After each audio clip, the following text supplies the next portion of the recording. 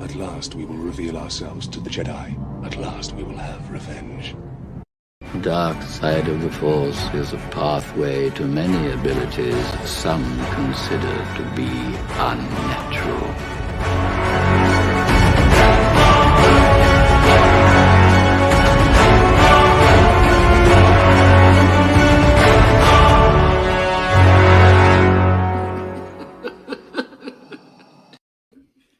What's going on, everyone? What's Welcome up? back We made to it. Another, yeah, I know. We are here. We are live. Welcome back to another episode of the Sithcast podcast, a Star Wars podcast where we pretty much talk anything and everything Star Wars. Welcome back, everyone. It's just Sean and I tonight. It's gonna be a special one. It's gonna be intimate. Monday night. Yeah, it's gonna be intimate. And if you see me blank out for a minute, it's just for me to check the score out of the Giants game. Hopefully to beat the Cowboys, the Cowgirls.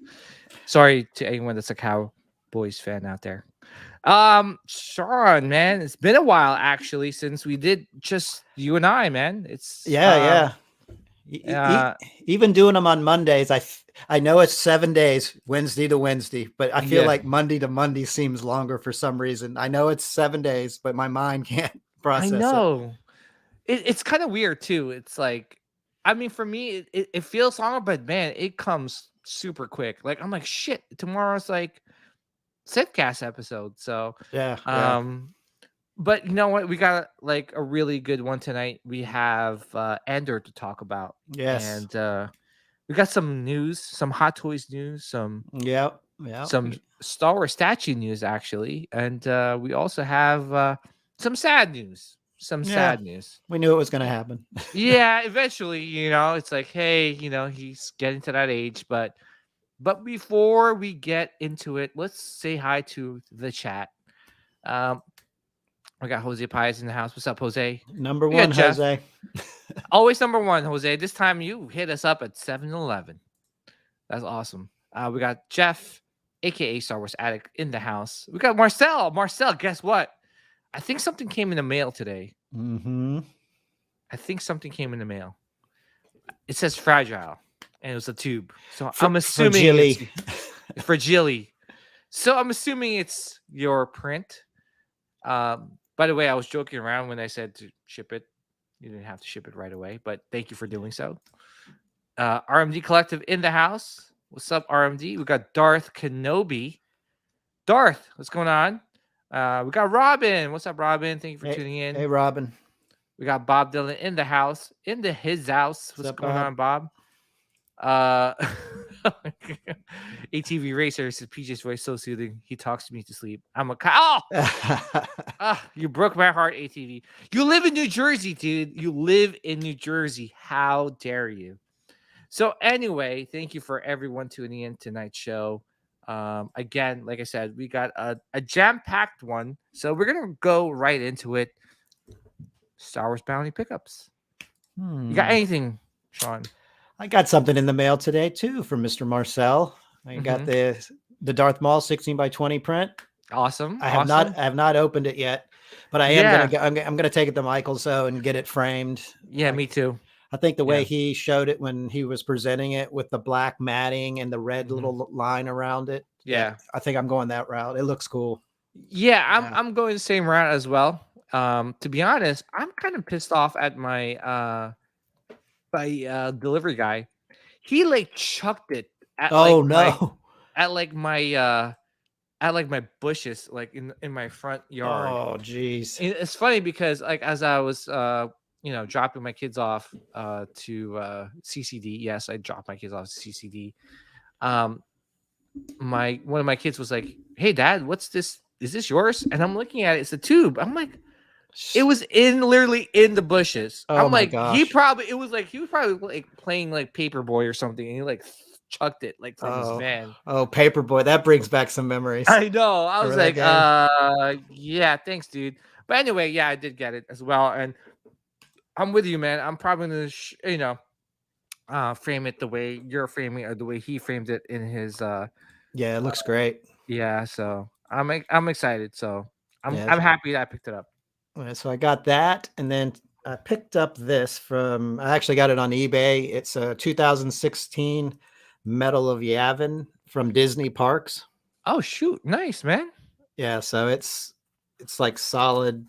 It's solid piece of metal. I don't want to take it out yet because you could actually flip this up and display it. Mm-hmm.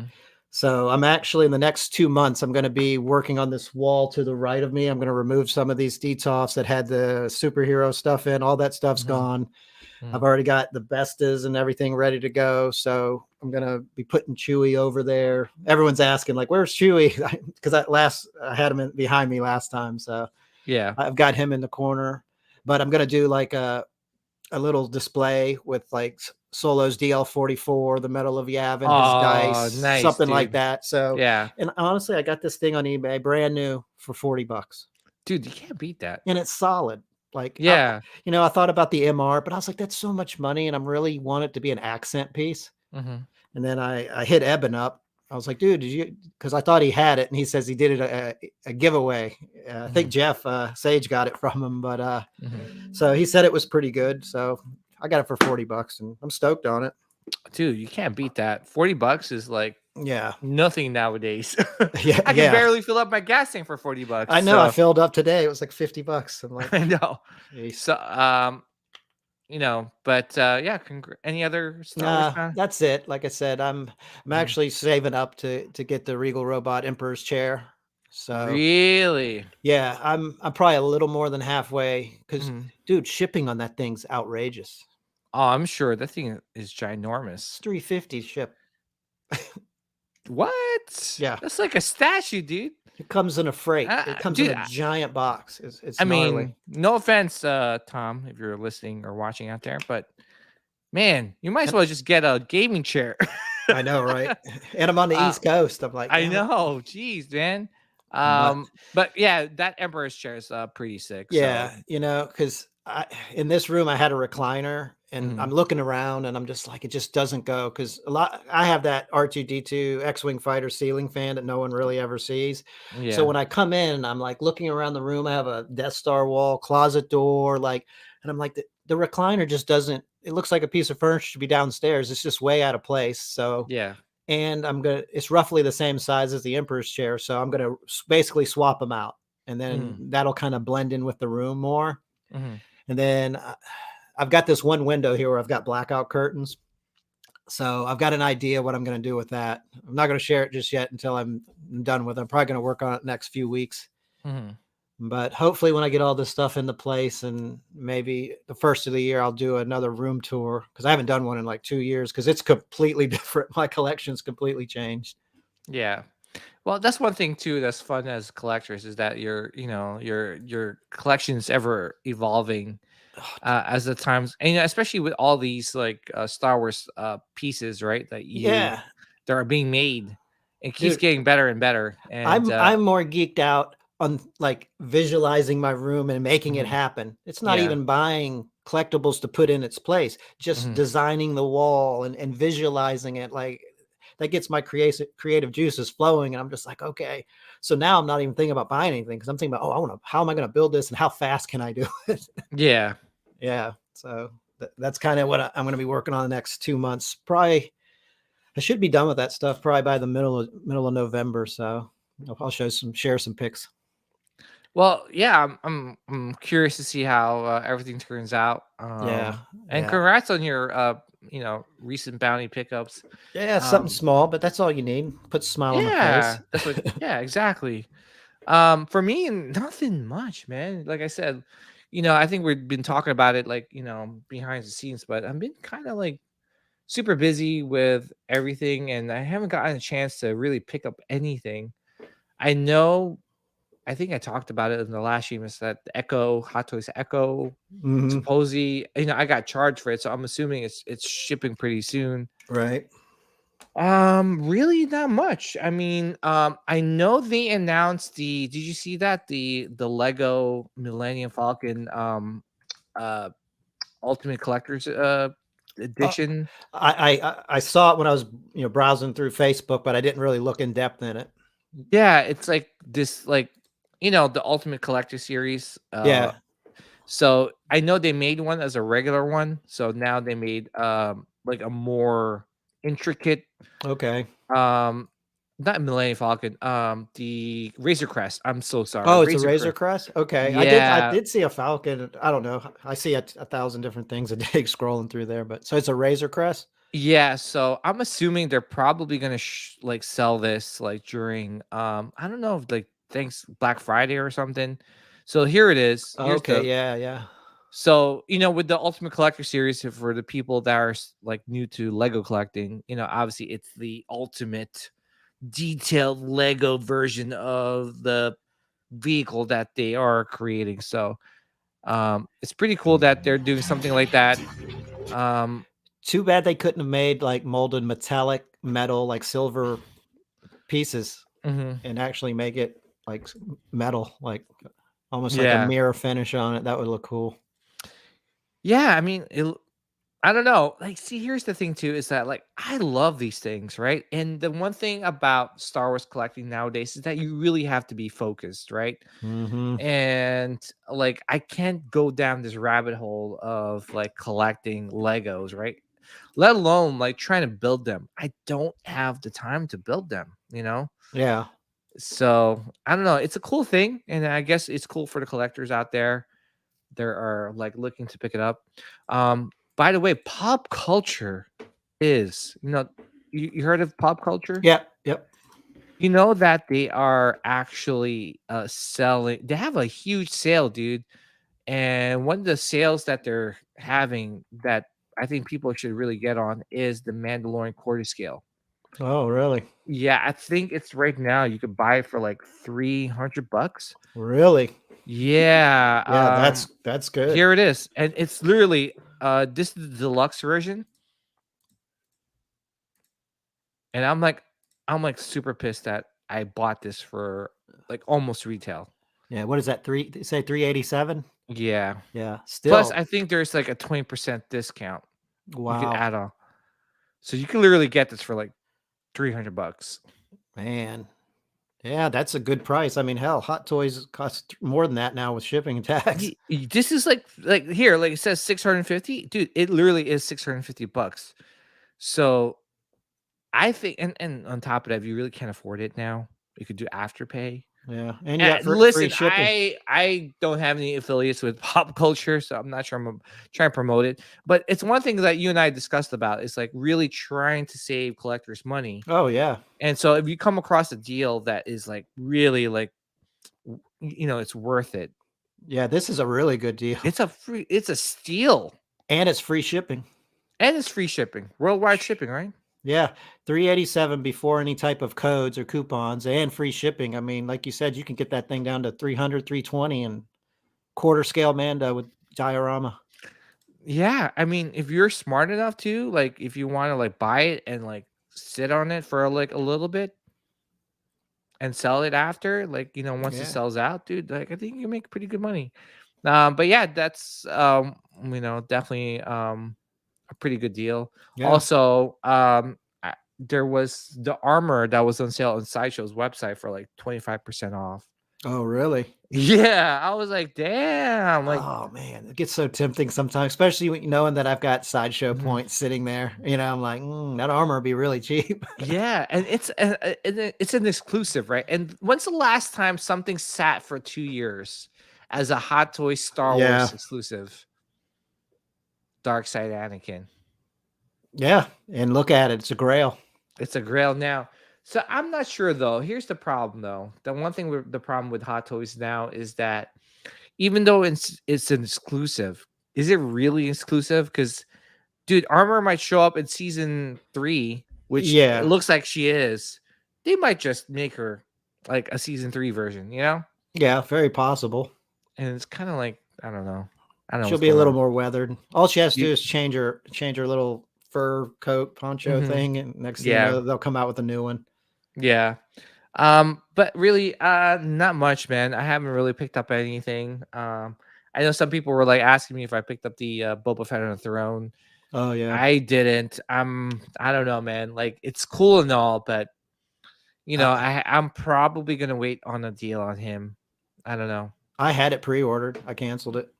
You canceled it? Mm-hmm. But here's the thing too, dude, is that I don't know what's going on with Sideshow. They seem to be selling out a lot of stuff recently. Like, what's going on, man? What do you think? I don't know. I mean, you think they're just selling more now or selling out of more? You think they're just getting less stock? Maybe they're getting less stock, for example, right? And I'm gonna share my screen here. So the Kylo Ren premium format, the Mm-hmm. newest one, it says low stock remaining. It's not even out yet, right? It has a limited edition of 750. 750. You think that's pre-orders? It Yeah, could I be. mean, it's 750 pre-orders. Or if you had 740 pre-orders, there's only 10 left. I mean, I don't think it's the pre. Maybe it's like, I don't know how many pre-orders are in for this thing. But the one thing with Sideshow is that if there's no exclusive, even though it says exclusive, unless there's like an exclusive, like, I don't know, hand or something, this is going to be sold in like local retailers. Yeah. So I'm assuming that they probably lowered down the edition size for this thing and probably is like, I don't know, selling it to a lot of retailers or maybe all over the world. I don't know. Yeah, but, I mean, if they do give it to more retailers, then now are they taking like out of the 750 that they have in their stock and they're distributing it from Sideshow to the retailers? If that's the case, they'll probably have a lot less at the actual Sideshow headquarters. Yeah. Because to be honest, what I've been noticing recently is that there's maybe like, I don't know, I'm assuming here, maybe Sideshow is like, suffering a lot of like dead stock, right? And I think so. That's a good assessment.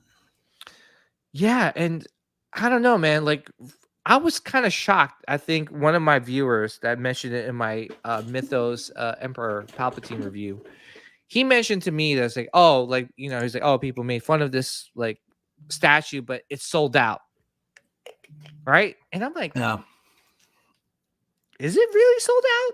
And I looked it up, right? Yeah.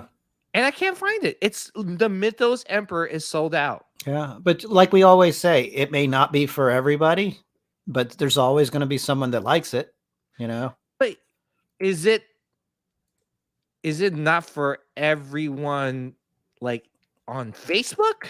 Yeah. Or you're just a completionist and you want all the Mythos stuff. No, but here's the thing. I have that piece. I see nothing wrong with it, right? Mm-hmm. There are a few people, and that's one thing too, is that like there's a lot of people that out there that probably got it, or just even didn't even get it, and they said that it looks like crap. Yeah. But that's just one person. That doesn't translate to everybody. Yeah. Did they have, what was the edition size on that Emperor? It was like around 2,000, man. Really? That's a lot. It's not that like is a lot. Yeah. It's not like it's 750. Yeah. Dude, look, it's not here. I mean, come on, here's another example. The Rancor Deluxe. How many people made fun of this? How many people made fun of that thing? Which I don't know why. It's awesome.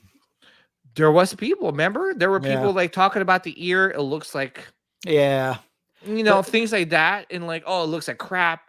The Regal Robot's 10 times better. But the thing is, you can't compare a $3,500 Regal Robot maquette to that. Like, there's no comparison. You know what I mean? Mm-hmm. But if you can't afford Regal Robot, this thing's awesome. I mean, I've got the 16-inch version of it, and I love it. Yeah, I mean, again, and by the way, that 16-inch version, waitlisted. Yeah, it's a great statue for the price. I mean, it's $600. But my point is that there was people that was talking a lot of crap about it. Yeah. Like, oh, why are you buying this? Why would you buy that? That looks like crap. Hey, I just buy what I like, But but can you imagine if you listen to those people? Yeah. And you would totally miss out on something. But we're all guilty of being influenced either to buy something or not to buy something. Because I don't know how many times I've got caught on the hype train and I went and bought something and I've had it for like a month and I'm like, why did I buy this? And that's one thing with me too, is that like, as someone that, we talked about it on the Sitcast podcast, right? And I told you too, like when we talked about it on and off air, like, this is all artwork. it's subjective. Oh right? yeah. Just because I don't like it doesn't mean someone else has to dislike. I mean, you know what I'm saying? Like someone else has to agree with me. Yeah. This is just like my opinion. Yeah, we got a question here from Electric Collector. Yeah. I have a question. Do you think it's a good deal to get 6 Hot Toys from Collector Zone for $286 each, or should I wait? Wait. I would definitely wait. I would definitely wait. Scour the Facebook groups, the buy and sell Off the rack groups, collectibles, man. and off the racks. Yeah, straight up. I No mean, tax, no straight up, shipping. man. Yeah. John from Off the Racks, guaranteed, bro. Like to be honest, like I have referred many people to him, and not a single person has come back and said like, man, he didn't hook me up. Yeah, definitely look at Off the Racks. Shop wherever you want to shop, but in my opinion, like he's probably the best price out there. I'm not being biased, but he really is. I mean, he really is. Like, try and compare it. Like, and if you don't think so, hit him up, and I'm pretty sure he'll do something to beat the price wherever you saw, a better deal. So yeah, it's shipped for free. Yeah, exactly. But that's the thing too, is that it's kind of like a shame that there are people out there that have that kind of influence to really like sway collectors from getting a nice piece. And I say to collectors, we're no expert. We might have some sort of experience in collecting because we've been doing it for a while. But to be honest, like at the end of the day, at least we try to, like you said, you always say this, Sean, is to educate collectors and what would be best suited for your collection. Yeah. I feel like lately we've been talking more about like focusing your collection. That's not telling you what to buy or what to do, but it's so easy to go off the rails and start collecting 6 scale statues, life size. I mean, next thing you know, you're broke and you can't afford anything else. Yeah, and like for me, one thing too is that we're not like Robin Hoods of the collecting community. We're not here to like save the collecting community. We're here to just, if we can help someone out, fine. If not, it's just one of those things too. Like if someone's addicted to collect or into something, we can't change your mind, right? Yeah. But also at the end of the day, if you could learn from our experience in collecting, great. Yeah. Because this is our journey. It's not yours. You make your own journey. Yeah, but I was actually getting ready to say we're all on a different journey and we're all in different points of our journey. Like, like we always say, most people start out with 3 3/4 Hot Toys. Now I'm moving from Hot Toys. Like you've been in the statue game way longer than I have. I mean, I might have 5 statues. I think I have like 3 maybe on the horizon for this year. But as this is just my personal experience now. As I'm getting out of Hot Toys, I don't have 50,000 pre-orders. So now granted, the stuff that I'm buying is probably a little more money, but it's spaced out long enough throughout the year. I don't get overwhelmed and it gives me a chance to save up and put some money back to pay for it. And even if you get on a payment plan, it makes that payment plan easier because you're only worried about 2 or 3 items versus worried about like I got 8 Hot Toys or 10 Hot Toys on pre-order. Yeah. By the way, what's up, eclectic collector? What's up? What's up, Eben? Eben from Spice Runners Lounge. What's up, Bob Dylan? I don't know if I said what's up to you already, but yeah, man, everyone's in different journeys in their collecting game. Excuse me. Like I said, if you could learn from our experience, great.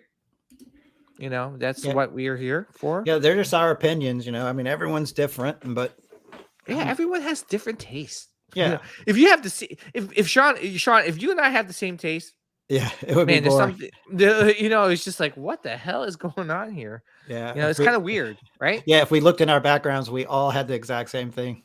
Yeah. It would be kind of weird. Yeah. Because even BMX Jedi and I, when we were collecting Hot Toys together, like back and forth, we were all getting the same, but then we would also, he'd be like, I kind of don't like that. Well, I like this. And then we started mixing it up a little bit. And it was nice because I still got to enjoy those pieces I didn't buy. Because when I'd go over to his house to visit, I thought, I got to check it out and vice versa. Yeah. Now he Yeah. comes over here and he's like, "Oh, look at Chewy bust," or "Look at I'm getting a couple of busts here and there." Like it's cool. It's kind of luckily Yeah. I'm got someone in town that I can go over and we can kind of share our collection. Yeah. The one thing though, the one advice I would give anyone, right? The only advice, this is the only advice I will give anyone is that if collecting becomes stressful, It's not fun. it's not fun. Then I Nope. think you should reconsider. Well, this kind Yeah. of makes me stressful. What Jeff said. She said Sean said the other day he was going to start really liking what Jar Jar Binks. Who said that? Jeff, look, Jeff. Oh wow! Jeff said the other day he was starting to. Yeah, but that was last Friday when he was drinking a lot, so he thought he heard that on Spice Runners. Just joined the dark side already, Sean. By the way, shout out to Dilda. I actually finally opened up the package she sent me, and it is a Jar Jar T-shirt. Oh, is it? Oh no. Yeah, it was kind of crazy, man. Like it's like shout out to Nilda. Nilda's effing awesome, man. Yeah. And she, I had her sign, she had the plaque sign from by Ray Park. Yeah. So shout out to her for hooking me up. And on top of that, dude, she sent me a Jar Jar Binks T-shirt, and the face of Jar Jar is ginormous. Oh no. And it's funny because I wore it, and my wife is like, "What the hell are you wearing?" Did you and tell it's them like, Halloween Jar Jar with his it's your eyes, like- Halloween costume. I'm like, listen, I told Nila, I say, thank you for the T-shirt, and it freaked my wife out. Mission accomplished. So, oh man. yeah. All right, so let's move on to like some collecting news. Obviously, while we're at it. So this just got announced, man. This is the Cobb Vanth Hot Toys 1/6 scale figure. Sean, what's your thoughts on this, man? I'm surprised they came out with it, to be honest with you. Really? I mean, they teased it for quite some time now. Well, that's the problem. It's been so long since, they were kind of teasing them. And then they finally came out with them. I mean, he looks fantastic. I mean, I think the head sculpt's just a smidge off. Yeah. Some people were like, oh, it's a 10 out of 10. I'm like, no, it's not a 10 out of 10. Now that Reva, that's a 10 out of 10. They killed, they killed that head sculpt. They killed that. I agree. The hair, like they killed it. This is a little off. He looks like Timothy Oliphant, but just something with the nose. There's something just a little off on it. Yeah. See, there it looks good. Yeah. But here it looks kind of off. Yeah, right. To me, it's the nose. There's something in the nose. Yeah, it's like when he does this, right? Yeah. Yeah. Like it throws it off. He's squinching. Yeah, and the thing too is like one thing with Hot Toys is that like if they try to give these figures some expressions, it's like a hit or miss, right? Yeah. Like like if they don't nail it completely, it's like slightly off. Yeah, but they did a great job on the tailoring. I mean, I like the hair, the way they sculpted the hair. Oh yeah, the hair, the little looks piece good. falling down. The beard looks good. Like I said, I think he's a little off on the nose, and I am glad they gave you right there the diorama like base. I do like that base. It's not the standard sand base with the imprinted feet. So they gave you a little dio base. And the only other negative on it, I would say, there's a lot of positives. The only negative is the price. I think it's $300. Like this is easily a 265 figure. Yeah, and here's the thing. Here's the kicker, right? The kicker is that the parts are from the Boba Fett. Yeah, it's not like they. Yeah, it's not like they resculpted it just for him. Yeah, it's just like it's the same armor except for maybe like the undersuit. Yeah, yeah, because the portrait is new, and I'm glad that they gave us that because to be honest, if they released this figure without the portrait, it would feel like a cop out. Oh, 100%. You have to have Timothy Oliphant because I mean that's his swagger. It's him, Yeah. Because I always watched Justified when he was on that, and it's just that swagger he's got, and that's what makes that character. Like you have to have a head sculpt with this. Yeah, it gives that gunslinger look. Yeah, he's just got attitude. Yeah, and that's one thing too is that like with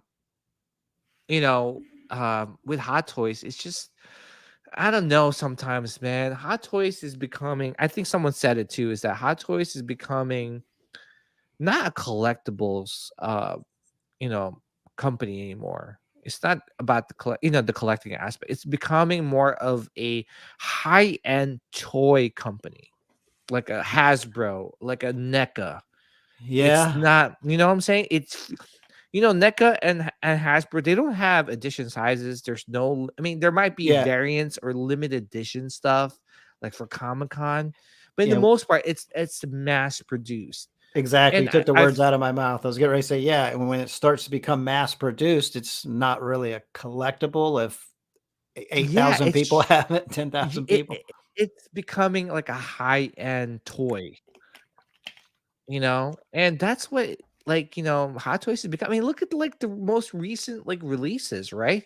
Yeah. What was the most recent releases from Hot Toys, which is like the Justice League Batman, Oh, yeah. The armored Batman from the Justice League. neon tech armor, Iron Man. When I saw that with I mean, cool, the gantry, it comes with the gantry. When I looked at it, I'm like, really? Really? Like Yeah. more like neon tech stuff? Like But it's what? the same thing. Like even that armored Batman when they is almost a re-release of it. I'm like, seriously? Yeah, dude. Like mass produced. It's just becoming mass produced, and it's not. There's no collectible aspect for it. I mean, yeah, you're collecting it, but like the collectability of the actual like figure. Yeah. I mean, dude, this is the. I said in another stream, but this is probably the biggest ripoff ever, dude.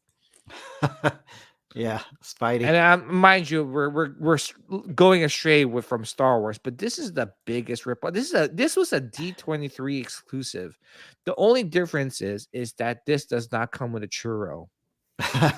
Yeah. And the D23 is more like a little bit more rare because it comes with the churro, but people were paying like $600, $500, $600 for that D23 exclusive on eBay. So mind you, they released that and they released this. This is probably like a $250 to $300 figure. So you doubled. You paid double just to get this thing. And mind you, let's be technical about it now. Sorry, we're going a little Hot Toys here. Let's be technical about it now. Do you know that there is a what if Spider-Man figure, right? A what if Spider-Man figure on Sideshow, and the only difference between the one that Spider-Man I showed you and the what if one is the cape. Oh yeah, that cape. Yep. You could remove that cape, and guess what? You got a D23 exclusive. But you've noticed the last couple of years they've been doing a lot of that. Yeah, but it just kind of baffles me because it's just like a cash grab. Absolutely. Yeah. The fact that like there's two exclusive and the only difference is a churro. Yeah. That's ridiculous. It totally baffles me. Oh, what's up, Will? Thank you for tuning in, man. PJ, you still going to ICCC? Yes, I am. We're there. We're there. So we will be doing live podcasts from there, by the way. Yeah, man. That'll be so awesome. And we could talk more about Hot Toys, Star Wars collecting, and just collecting in general. Yep. What's up, Jason? Bob Dylan says, I'm totally getting a spare sculpt for a Justified kit bash. Oh, nice. Dude, nice. That's a great idea. Nice. I love that show. So, yeah, Defeat Squad, man. It's all about the defeat. But yeah, man, is this a do it for you or not? No, not a do it. Oh, man. It's got to be, like I said, it's got to be original trilogy for me to go back and buy a Hot Toy. But doesn't that feel good, though? Yes. I do have Bo-Katan and Clone Trooper Jesse on pre-order. Those are the only two Hot Toys I have on pre-order. And I think I canceled Casca Reeves, and so I'm going to get those two. And then if they spring up, naturally ESB, Han Solo, I'm getting it. Anything original trilogy, it just tugs at the heartstrings and tugs at the wallet. Yeah, and it's just one of those things too. Like you can't go wrong with the original trilogy. I mean, to me, I don't know, man. Like I'm trying to get out of like Hot Toys, like completely hot. It's hard, right? It's hard because they are getting better. They are getting better, and I mean, Yeah. the fact that we're not getting the same stupid reused sandy base, right? Yeah, finally. Like we always do from Hot Toys, right? Yep. This is actually like a cool diorama, like Yes. base. Yes. Is pretty cool. Yeah, that looks like it's the doorway of that bar when he came out, because you see Yeah. like the front porch, and then that's the doorway he's standing on. Yeah. That's what that is. Yeah. So the fact that Hot Toys is kind of stepping up their game with that stuff is pretty cool. But at the same time, to be honest, man, I don't know. If I'm gonna get this figure, it's definitely not gonna be for $300. Like No. I'm gonna wait and Yeah. see if I can get him on a good deal. As cool as he is, as cool as he looks, to stay in the game, you really have to be smart and like, trying to pick up these figures. But the thing too is that like, I don't know now. I gotta see with the market with Hot Toys, right? Like, are Yeah. these going to be limited runs or are they going to be mass produced runs? Because if it's mass produced, right, then you could kind of wait. You could afford to wait. And with Hot Toys, I mean, not so Hot Toys, Sideshow coming up with an event almost every month and having deals for these figures, you could kind of wait and save some money. Yeah, definitely. Because you think how long Captain Rex sat around, and that's a beloved character. I mean, Cobb Vanth is a cool character, but he's also from a show that a lot of people didn't like. So I think he's going to sit around for a while in the warehouse. So definitely wait and build your Sideshow points up. Wait for them to go free shipping, 10% off, or 25% off, 25%, and you're going to get them a lot cheaper. I mean, armor was like, I looked at it, it was 25% off plus like free $5 shipping. Such a cool figure too. Yeah, I did the math. It was like $200 shipped. Wow. That's not bad. That's shipped too. Yeah. So I don't know. I just say, I don't know. If you really love the character, obviously get him day one. But if you can wait, because there's so many figures being released by Hot Toys, like I say wait. But $300 a figure, man. But realistically, what would you price this at?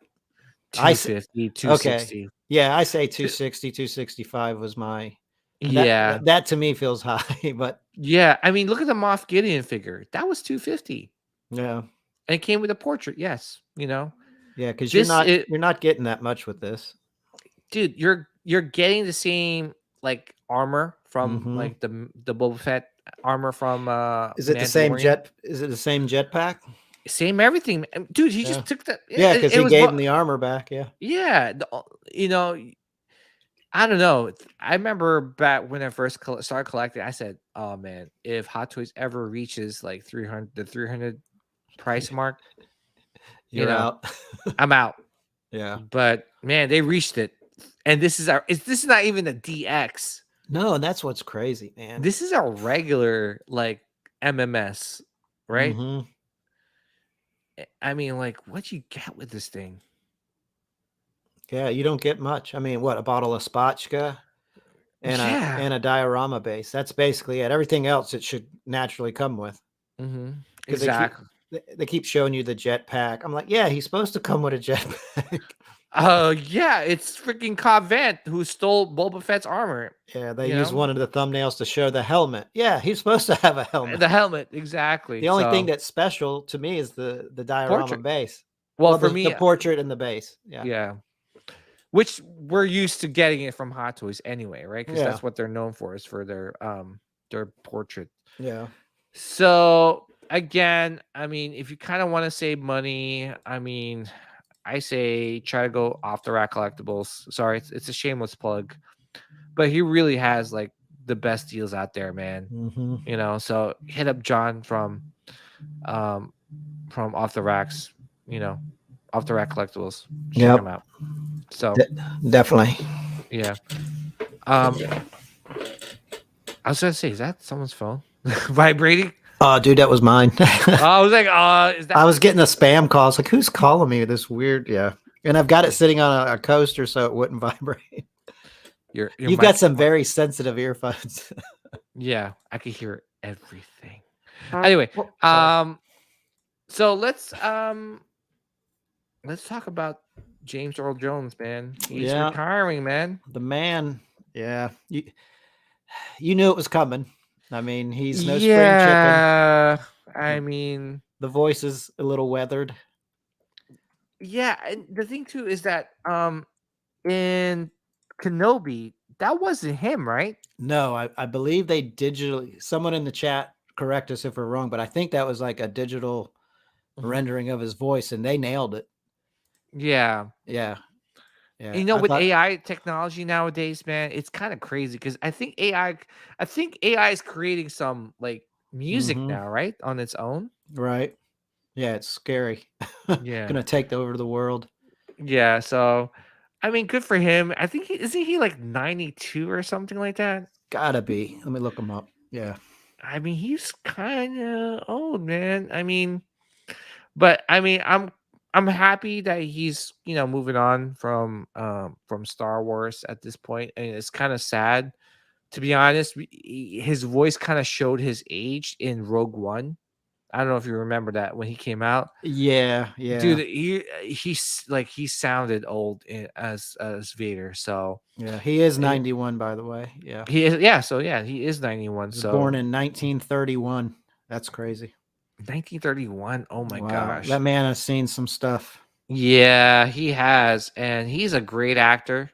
He's done many, many movies, especially Coming to America, obviously Oh, all yeah. the, Such a great movie.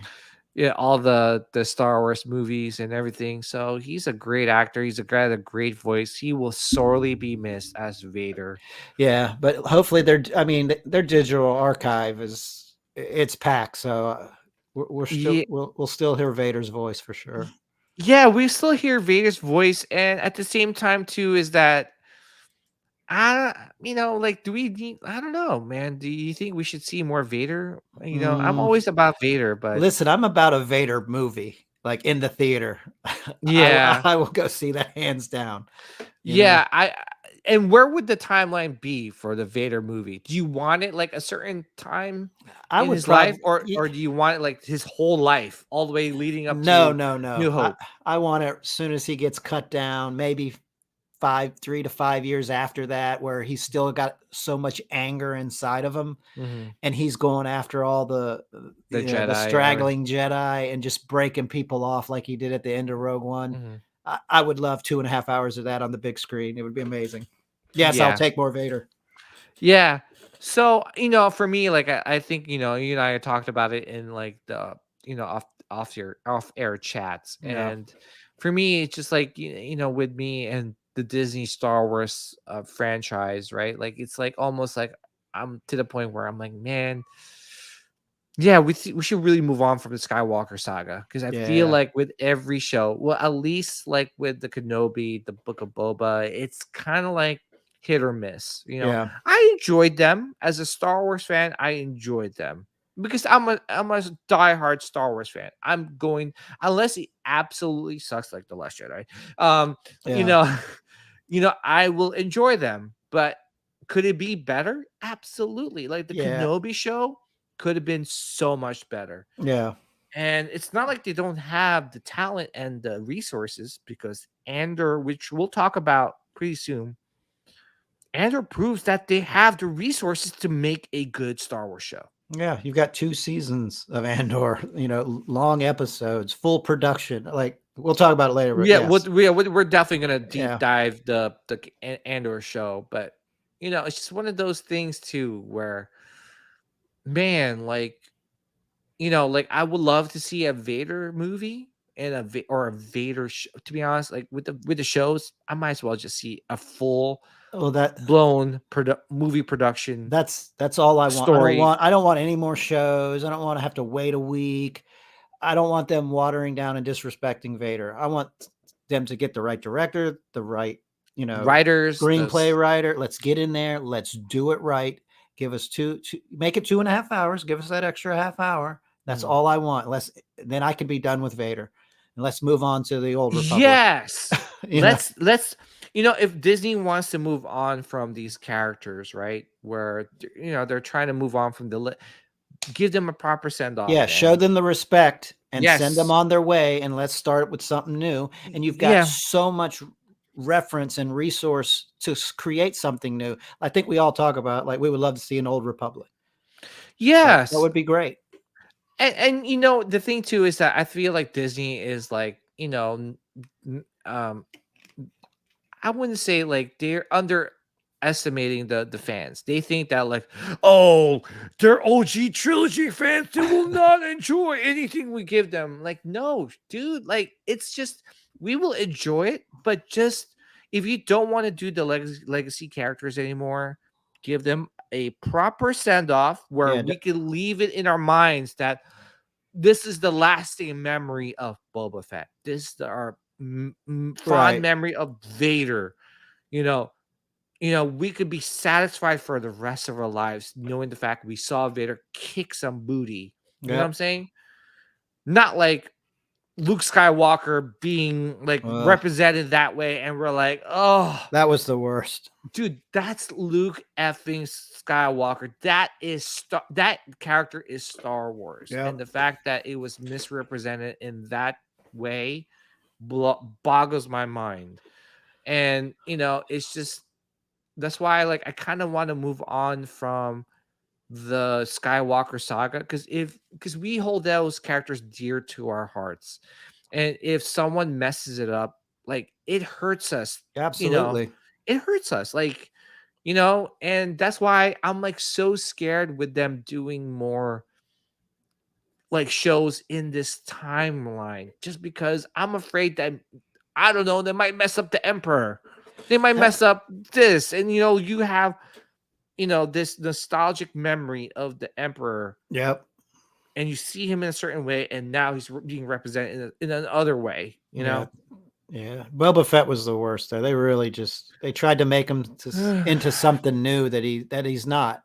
And it just, well, I get it. It's just, and we'll definitely talk about it, it's just the way it was filmed. And I think I watched a video on someone dissecting the last episode of the Book of Boba, right?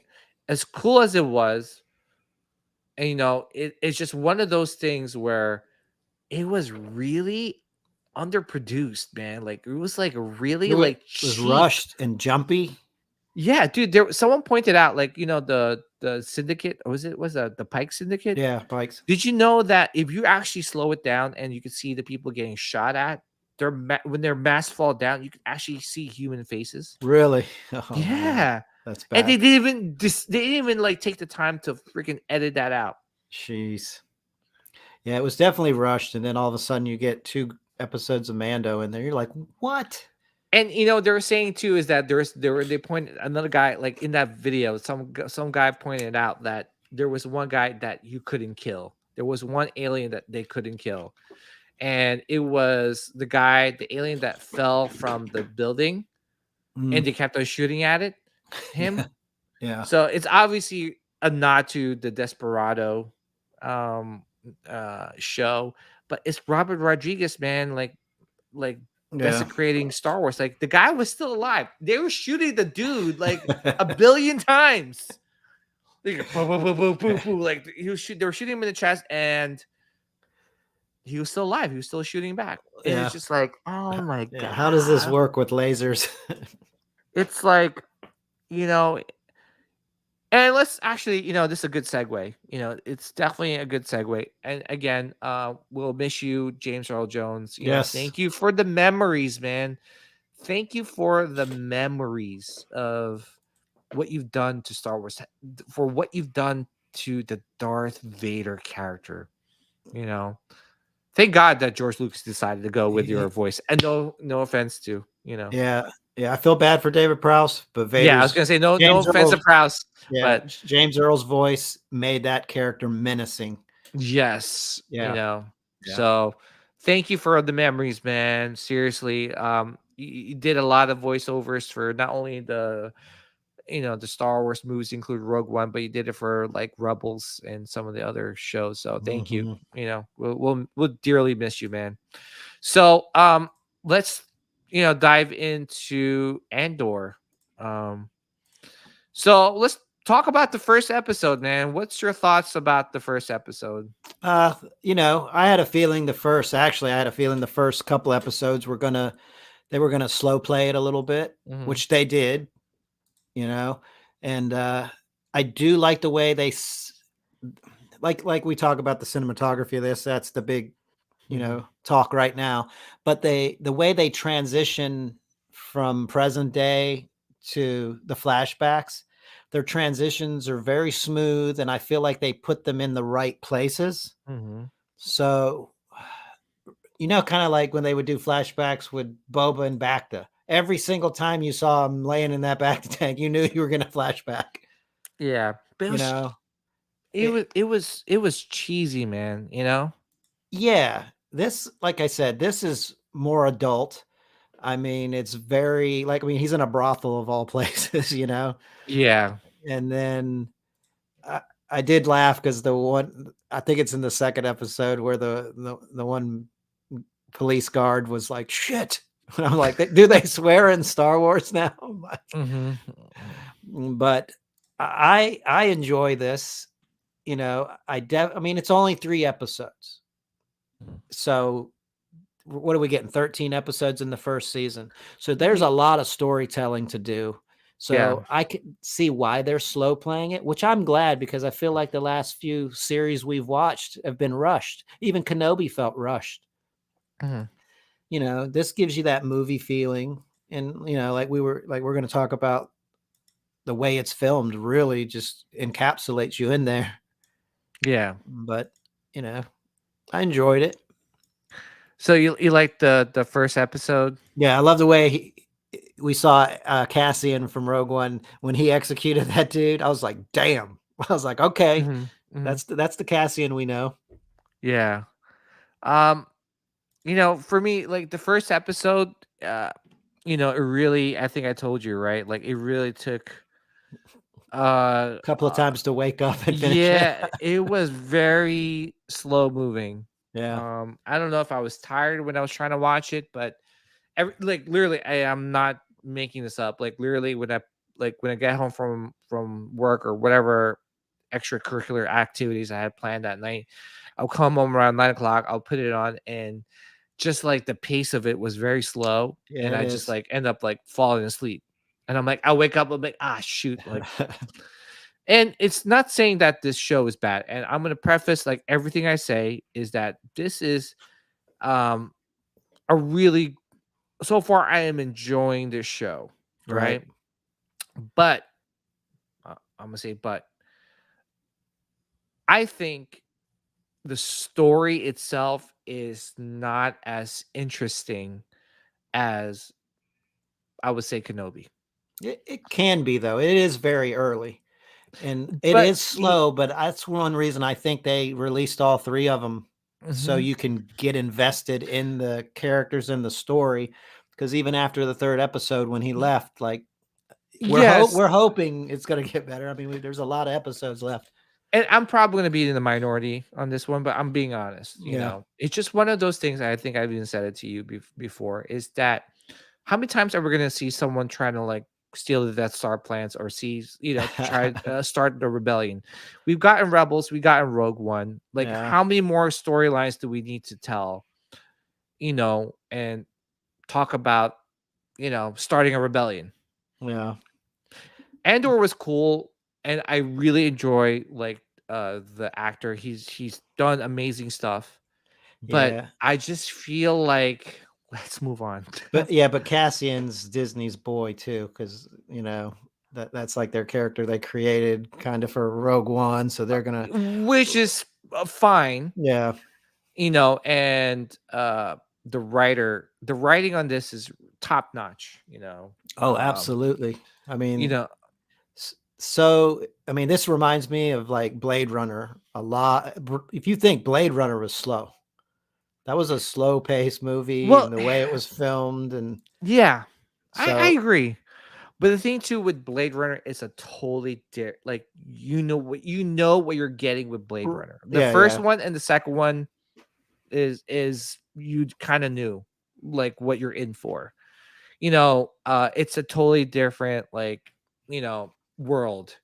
and the world that is building is artificial intelligence, right? Like like it builds like, okay, you don't know who's AI, who's real, who's not real. So with this one, like I said, I'm probably gonna be like, it's really shocking for me to say this, especially I'm a huge Star Wars fan. I enjoy the show. Don't get me wrong. I am totally enjoying this. But what makes me angry is the fact that where was this movie production for Kenobi? Where was the cinematography for Kenobi? Agreed. Where was this writing for Kenobi? Mm-hmm. Why are we doing and focusing all attention on a character, on a B-list character? Yeah, totally agree there. Yep. Why? Because they're trying to force out the old characters. And that is probably my distaste for the show. Not saying it's a bad show, and I'm probably going to enjoy it. Yeah. But at the same time, too, is that all these resources and why I was all for Disney buying Star Wars in the beginning, because they were going to utilize these resources to really give us really great storytelling with all our characters. And the fact is that they're doing it with a B-level character is mind-boggling. Yeah. I definitely want to see if they use these resources on Ahsoka. Probably not. It's Filoni. Yeah, it's Filoni and Favreau. And not to take anything away from them, but I'm looking at this and it feels like a movie. Oh yeah. It feels like a movie. Like the beginning scene was beautiful. It was shot beautifully. The synthesized electronic music in the beginning really captures, and I'm talking like, I took a lot of film and in high school and in college, was shot beautifully. The score is beautiful, and like the color grading, the everything, the directing, the writing, the dialogue is well written. It's beautifully made. Now compare this to Kenobi. Like seriously, like try to PJ, I can't do that. You're gonna ruin it. No, but I'm just saying is that watch it side by side. Like watch this with Boba Fett, Book of Boba. Oh no, it's completely different. And you're like, wow. Yeah. Yeah, it's completely different. Can you imagine Boba Fett in that opening scene? Oh, hell yeah. Walking in the bar and shooting these fools like the way Andor did. Yeah. Yeah, it would be freaking awesome. And to me, it's just one of those things. Like, yeah, I'm not going to take anything away from Andor and from this show. But to be honest, I felt like Rogue One kind of told the story that we needed to know about the rebellion and how it was formed. It did. Now we're deep diving into it, which again, like I'm totally for, and they're probably gonna make it feel like espionage, almost like Mission Impossible-esque.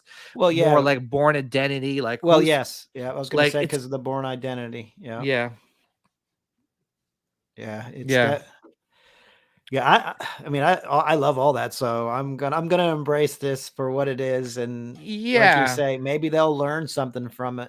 Yeah, but again, it's not like, I get it. Like, a lot of people like Rogue One. Like, Benjamin says someone was like Rogue One on all the characters, including Andor, right? And I love them too, man. Like, I'm not saying I don't, but at the same time too, is that like it's not like a mind-blowing story. Right, like where you're like, oh my gosh, what's next?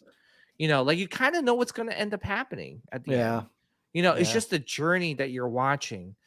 And it was as cool as it is. It's not something like I'm like, like I think Marcel pulled up posted that video on some of the Facebook groups, and he kind of like said that like because of the cinematography, because of the writing is really disguising the actual story. Because you really think about it, in the first episode, really not much happened. Yeah, they're really dragging the story out as much as they can.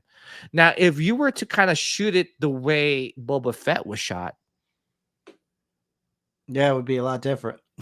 People won't like it as much. No, No, definitely it engulfs you into the story itself. But that's what movies do, like good movies do.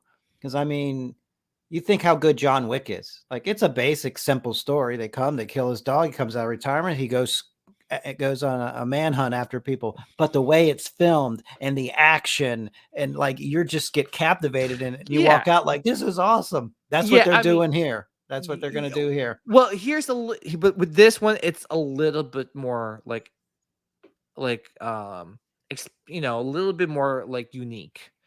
Like John Wick, what really surprised John Wick, and mind you, when I first saw the trailer, you watch the first trailer of John Wick, you're like, eh, like, Yeah. what the hell is this about? But I think it was the word of mouth that really captured John Wick. Because I remember watching. My wife's like, "I want to watch John Wick." I'm like, "What the guy is what angry because of a dog?" Yeah. Right? That's the storyline. That's what the trailer told you. Yeah. But when you go into it and you realize what, like, it was like a feel good Oh, absolutely. movie. Like Yeah. this guy is like a secret badass no one Yeah. knows about, right? That he's retired. It's a good story. If you think about it, it's a really good story. And I think the shock factor really made the John Wick movie, the first movie, unique. And Oh, yeah. obviously the over the top action has carried the franchise. It's almost like the Fast and the Furious. Why there's so Yeah. many Fast and the Furious? Because it's like that over the top violence is really like, people turn off their brains and like, okay, let's watch this and Yeah. see John Wick kick like 30 people's asses, right? But I think, for me, like the storytelling, again, like I know I'm probably gonna be probably get a lot of comments, later on after the show, but I think it's just like I'm being honest here. I just think that like it's cool and all, and I'm gonna see how everything plays out. But I feel like they're kind of like dragging the storyline as much as possible, even though it's a simple storyline. Yeah. But it could speed up. Like you said, it's 3 episodes. We don't know yet. Like Yeah. it could Like I get said, really action packed. I'm sure it's gonna get action packed, but again, it's just one of those things where we already know what happens. Right. Like it's Yeah. just now we're just kind of exploring, I guess, the development of the rebellion, but we kind Yeah. of know like the development of the rebellion. We do, but it's a nice story to see it happen, like we know how it happened. Like I love like Cloak and Dagger, spy stuff, Jason Bourne. I love all that stuff. So I'm into this. So yeah, like I said, it's going to be a good show. yeah. I am not knocking it down. But at the same time too is that let's try to tell different stories with this kind of resources. Yeah, but how many mistakes have they made so far? It's just It's like we don't know what they think, how like they think. Yeah. like with let's pretend like She-Hulk, right? The new show She-Hulk, yeah, right? yeah. Like a lot of people don't like it, but can you imagine if you actually gave it like this type of cinematography and this type of directing, how much better that show will be, even though it's Yeah. like it's an Turn okay She-Hulk into storyline. the Avengers, Yeah. But this is really good. And I see Marcel saying it's world building, which it truly is amazing with the world building, especially in this planet. And the Canary, right? The Canary planet. And you kind of see like the tribe, like Andor's tribe from the Canary planet. And I think this is the first time we're coming across like human beings in a planet where they don't really talk. Yeah, they're almost like Aborigines, they're just like Yeah, they're exactly. And you like would Lord never of the think, Flies. yeah, and you would never think in like this galaxy far, far away. You would think everything is like high technology. There's no like primitive. Yeah, they're using blowguns. Yeah, blow guns, blow darts. Like I'm like, what the hell's going on here? Did you see Cassian's face when the droid walked in, B? And he was just like, when he was a little kid, he was just looking at it like, what is that? Yeah. Oh, And by speaking the of way, what is that? Look at this. to be honest, this is this is probably the best part of the show. Oh so yeah. far. Yeah, she's nice. Yeah. Yeah, that's my So speed there. yeah, I mean, and they're to be honest, they're doing a lot of like flashbacks like they did in Boba, but they, obviously They're doing it well, though. they're doing it, they're timing it better, Yes. Yes. and they're doing it a lot better, Yeah. And you could credit, like I said, I mean, like I said, can you imagine? Because you really think about it, though, the storyline of Boba is great. He's a former bounty hunter, just wants to clean his act up. Yeah, give Boba 13 episodes with this production value and budget. It would be way better. Phenomenal. Yeah. Phenomenal. You Phenomenal. still got to get rid of the biker, the Dude, candy bikes. To be honest, honestly, with this type of production, it would not be there. It would definitely not be there. Can you imagine? Where's the candy bikes in this? You're not going to see them in this. There's no candy bikes. No. And how cool that was, that alien. That alien was pretty Yeah. cool. Dude, look at the set though, man. It's just so awesome. It really is good. Yes, dude. That's what engulfs you, man. It does. This is what it's all about. But it's a simple storyline, man. It's a simple storyline. Okay. It's Andor getting into the rebellion. He's gonna like help the rebellion out. So it'll be nice to learn more about Mon Mothma too, because we see her in there. We don't know much about her. It'll be nice to see. I'm very curious when they introduce her. Yeah, we're curious. I feel like we're curious now because she's there. But yeah, because that's a character I've never thought like, I'd love to learn everything about her. But, but when they do bring it up, you're like, oh, okay, cool, I'll take it. Yeah, that's my point. And it's something new, and she's something new. I mean, she's old but new. Like you don't know much about her. Yeah. But look at that. Look how beautiful that shot is. Yeah, man. the mine. Look how beautiful that is. It all makes me. I wonder if this is shot with the volume. The volume. I don't think. I don't know. Unless that's a matte painting. Unless they did a matte painting on it. Yeah, it's almost like damn. F the volume, man. If the volume is making a lot of these things look fake, forget the volume. Look at this, man. This doesn't look like the volume to me. Yeah, look at the original Star Wars with all the matte paintings. You never thought it's a painting over glass. I wish they did like some sort of behind the scenes after, like you're watching game. I think you're watching. You're watching Game of Thrones. Oh yeah. I mean, but like, all right. So Game of Thrones is one of those things that like. It's so far away from the original Game of Thrones books, like the Song of Fire and Ice, that it makes that show special because you're actually interested in those characters. It has nothing to do. Yeah, it's 100 with that timeline. It's 100 years, 100 years before the original game. The show. Yeah. It's just like, oh yeah, I heard about this. It's also hearsay throughout like the actual like Game of Thrones series. Like, oh yeah, I heard about this. Oh, I heard about that. I heard about that. But now like you're diving into that. So I kind of wish that they did that same type of format for Star Wars. It'll be Republic. like Old Republic. Oh yeah. Oh, they'll mention some stuff like we'll recognize. Right. And things, and then tell you a different story. Yes, this is what, dude. Yeah. That's what it's all about. Anyway, dude, this shot is beautiful, man. But dude, that girl. Mm-hmm. Oh my goodness, guys. Meow. Meow. Meow. Meow. Oh my gosh. I'm telling you. What's her name again? I think RMD said. Yeah, Adria. The characters. Yeah, Bix. Yeah. Adria, is that it? Bix. Yeah. Yeah, but Tony Gilroy, man, he's the producer for this show, right? The producer. Yeah, and screenwriter. He is a freaking phenomenal writer, dude. Yeah, his brother's a screenwriter as well. Dude, he is just like, he did The Bourne, like he did Beirut. He wrote Beirut. What else did he write? The Bourne Legacy, Duplicity, all the Bourne stuff, like Armageddon, Devil's Advocate. Like he's got like, dude, it's he's almost got some like good ones under his belt. Yeah, it's almost like, yo, get rid of the Taika Waititi's. Yeah. What's the one, the director for Wonder Woman? Patty Jenkins, is that it? Patty Jenkins, can't forget Yeah. all of them, right?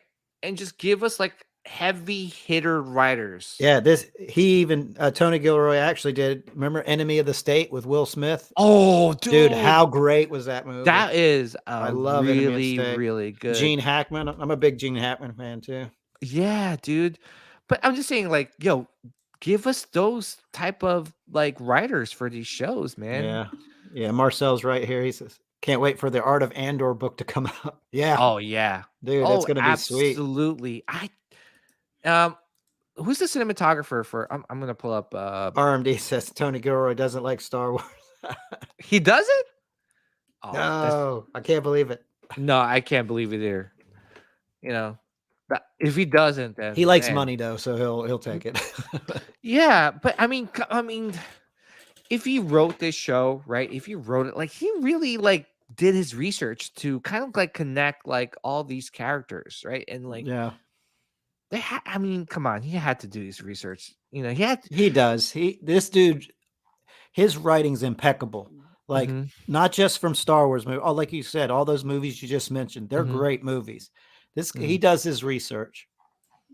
Yeah, I'm trying to look for what's her name? The actress Adria. I think she was in what's that movie? Morbius. Yeah, she was in Morbius. Oh yeah, dude, that's when I freaking fell in love with her. I saw her in Morbius. I was like, yeah, she was in True Detective. Yeah, she was in Morbius. Yeah. Dude, I saw her. I was like, man. And then the fact, dude, like how adult is this show? Oh yeah, yeah. She's like showing up in the middle of the night. She's dude, like, she showed up in the middle of the night and she took off her jacket. I'm like, meow. I was like, holy moly, man. Yeah, yeah. But I don't know. What do you think, man? What do you think, Sean? Do you think like Star Wars should kind of go to more of like a PG-13 route instead of like a PG? Well, as being almost 50 years old, yes. But yeah, because it's more enjoyable as an adult to watch it. Like, yeah. Do you think they'll make more money going with a PG-13? Yes, because most kids are going to watch it anyway. Yeah. You know what I mean? And if you are a young kid, you know, with my daughters, when they were younger, we would screen the movies or we would read up on them and find out, you know, okay, at, 6 minutes and 35 seconds, there's some nudity. So we kind of look out for it. So yeah, with PG-13, it definitely, you'll make better content. Yeah, I think so too. I think there's more creative ability, leeway to kind of like maybe chop some stormtroopers in half. Yeah, and I have a feeling they're going to lean more towards that way because Disney's going to start doing Daredevil. I mean, I don't know, man. Dude, if they ruin the way Netflix did Daredevil, I'm going to be so upset. Dude, after watching MCU, man, after watching She-Hulk, I kind of get. After watching She-Hulk, after watching Miss Marvel, after watching But there's got to be one home run out of the new ones. Dude, the only home run was the Spider-Man one, right? Yeah, that was good. That was the only reason why it's a home run was because it was playing off nostalgia. Getting all the Spider-Man together. Yep. That was his only saving grace, in my opinion. But at the same time, too, it's not progressing the MCU universe forward. And I'm waiting for it to be like the one thing with the old MCU is that like every movie was a piece of the puzzle, towards the end game. Right. Like all these shows, it's just basically just to keep you hooked on to Disney Plus, to keep you subscribed. Absolutely. It is. And Marcel, like I said, I prefaced like in the beginning of like, without, I guess before I started ranting off, it was that I'm enjoying the show. I'm not saying I don't like it, I'm just saying that, where's this effort towards the bigger name characters? That is surprising. Like they really put some money into this show and not, you figure Kenobi. I mean, you're bringing Hayden back. I mean, you got the gang back together. How do you not fork some money over and make that phenomenal? Dude, make it at least 10 episodes. Well, just fork off the money to make the set even cooler. Yeah. Dude, like remember the scene where like when Vader pulled down that starship? Oh yeah. As cool as it is, dude, it kind of looks fake. Yeah. If you go back and but it was so cool though. Yeah, the it cool was so factor cool. won. Yeah, cool factor one. But Yeah. at the same time, look at that whole set. Yeah. It was very simplistic. And look at this set. Yeah, this is they took up a lot of real estate when they filmed this. Yeah, man. series. Dude, they really went all out with the set. And I don't know whose idea it was to say, hey, listen, we're not going to shoot in the volume, or if it's by chance that the volume might have been occupied utilized with other shows. But man, they had to spend so much more money, man. Yeah. Yeah, this gives you that old Star Wars feel, just building the sets, and I love old it. Star Wars feel, and the fact that it feels like a movie. Mm-hmm. Yeah, and it's just Benjamin Bowman says people who didn't like Rogue One said that there wasn't enough characterability to feel their loss. Really? I did. Honestly, again, like right after this show. Like the first time I watched these three, I immediately went and I watched the entire Rogue One again. Yeah, and dude, right that at is the the end, best. It's great. Dude, that was because it felt like Saving Private Ryan. Yeah. Right? That Rogue One, like they were going to a mission knowing the fact that they were all going to die. Right? Like they were just really gung-ho in trying to get the Death Star plans. And that's how it felt like. It felt like, Tom Hanks and the rest of the gang, trying to save Private Ryan. And it was just like, if it was like a feel-good movie and it built up every character. Like that's why people were buying, they actually kind of wanted like an Andor figure, right? But I guess now with the show you can get it one. But like Donnie Yen's character. I mean, come on. What's his name again? Oh my gosh. Jyn Erso, K2SO, like everyone loved every part of that character, and that's why it's ranked high now. Yeah, and K2SO is probably one of my favorite droids. Yeah, and Marcel says, "Oh yeah, PJ Disney hung the main characters out to dry. It's too obvious, particularly in hindsight. If you didn't pick it up on real time, the trash. No, which is totally fine, and that's what I'm more pissed off about. I get this. That is why I just want to move away from this. I personally want to move away from the Skywalker saga. Because God forbid, dude, Marcel and anyone listening, God forbid to bring Emperor back again for this show, which I've heard that they're going to bring him back. Yeah. What happens if he's a wimp in this show? Oh, that won't be good. If they really want to hang out the legacy characters out to dry. No. Now, again, it's that risk, right? Like I'm seeing with some of these shows where like, okay, what are they gonna do, Boba Fett? What are they gonna do, Emperor? What are they gonna do with Vader? What are they gonna do? Oh my God. You get anxiety. You get anxiety. Just like that's why I'm like, let's move on. So that if they do trash a character, right, of a character that we don't like or see, then it's not meaningful because we don't know much about that character, right? You're like, oh, huh, really? Like, not like, oh man, they brought Vader out and he was like, Andor shot him in the face and he like was taken out quickly. But that's why we embrace Mandalorian so much, because we didn't know anything about him. He was a new character. Mm-hmm. Exactly. And this is their best show. Or what happens if they make Andor like a wimp in this show? I'm not saying they will. I don't see it happening, but I don't see it happen. What if? Yeah. I mean, 2 seasons is a lot of episodes. Mm-hmm. I'm just saying, again, please, guys, I've already prefaced it. I love this show. It's a good show. But, to fulfill, Marcel says, to fulfill the sequels, they'll have this Emperor shagging whoever. Oh, my gosh. Yeah, no, it's just one of those. Do it. But anyway, going back to the episode 2, I love the mom. Oh, my gosh. Yeah. Right? Like the stepmom. You mean the kidnapper? The kidnapper. But she's like, just throw him on the ship, man. Isn't that weird? I thought you thought that was weird too, right? Yeah, I was like, yeah, she just took that kid. Yeah, it was just like, She didn't even give him a chance to find his way back to the village. Yeah, I'm like, shouldn't Andor be mad at her for taking him away from? But then again, she did say like, "Oh, we're saving him because they're gonna lose." Like, Yeah. like the Imperials were coming and they're gonna kill everyone off. So that's why she wanted to save him. Yeah. So yeah, she was pretty cool. It seemed like she was pretty badass. This one picked up a little bit more, right? What do you think? Oh yeah. Yeah. Like I said, it's just a slow burn, and by the third episode, toward the end, I just Mhm. can't wait to watch the next one. Yeah. How about these guys, right? Like they were trying Yeah. they were trying to I forgot what they were called. They were like some sort of police. I don't know. We were talking about their uniforms that look like they work at Dairy Queen when they put those hats Oh on. my gosh. To be Yeah, honest, I don't like the main Mhm. security guy, the main officer. He's Yeah. just a wuss. Yeah, he's a wuss. How cool is this shot? Looks like the Falcon. Yeah, but dude, like this shot was even cooler than the shot from Mandalorian.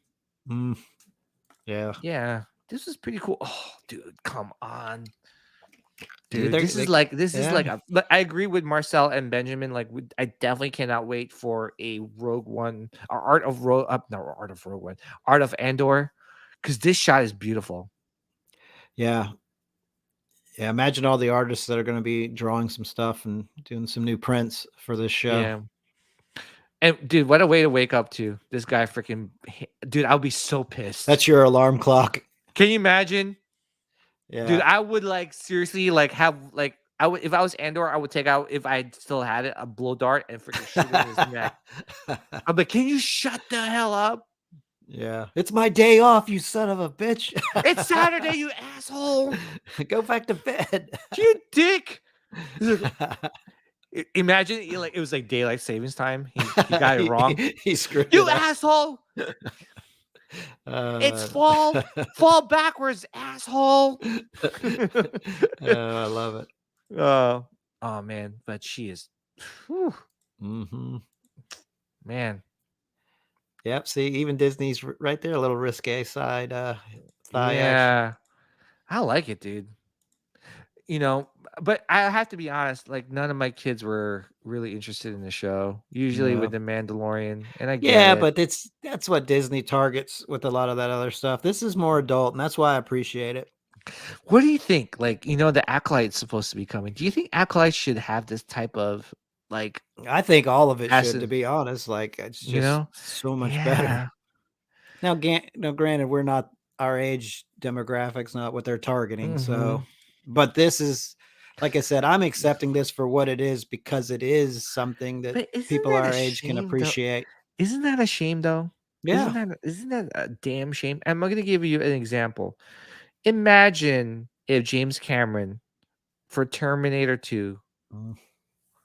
or Aliens was like, you know what? This is too rated R-ish. Yeah. I want to it wouldn't work. I want to target the 8-year-olds and the 10-year-olds. Let's make this PG or maybe PG-13. Can you imagine? No, it wouldn't work. It wouldn't work. Those movies wouldn't be what they are. But I mean, I don't know how old. I think I was like 11 or 12 when Terminator 2 came out, and it was rated R. Yeah. It was rated R, and I remember like being able to watch it in the movie theaters. Yeah, you're like, hell yeah. Yeah, like I remember my uncle dropped me off in the movie theaters, and I was like, can you buy us the tickets? And then he went and bought it, and like we went in and watched it, dude. Yeah, Was, like, you could do that all. Yeah, during but that even time. then, like Yeah. even then, like I didn't think the movie theater cared. They're like, if you were like at least like 11 or 12, they're like, go in. Or if you're just with an adult, they're like, okay, Yeah. we'll blame it on him. Yeah, but even then, man, that was different times, man. But yeah, but can you imagine, like, but still, that movie still made so much money. yeah. There was no like, oh, we should focus like not on the people that could buy these figures or like, Yeah. It's such a really bad movie. I mean, business model. Well, Disney's we're just worried about their branding. So Disney's supposed to bring your kids down to Disneyland. It's all fantasy and beautiful and princesses, and there's which I'm shocked when they got the rights for Daredevil and Punisher. I was like, holy crap, are you serious? I was like, please don't mess it up. And then I heard rumor that they're going to kind of keep it on, the same. I'll believe it when I see it. Yeah, we'll see. I mean, Daredevil might show up in She-Hulk, so we'll see how he acts. Oh, can you imagine? Oh, if he in his yellow uniform, dude.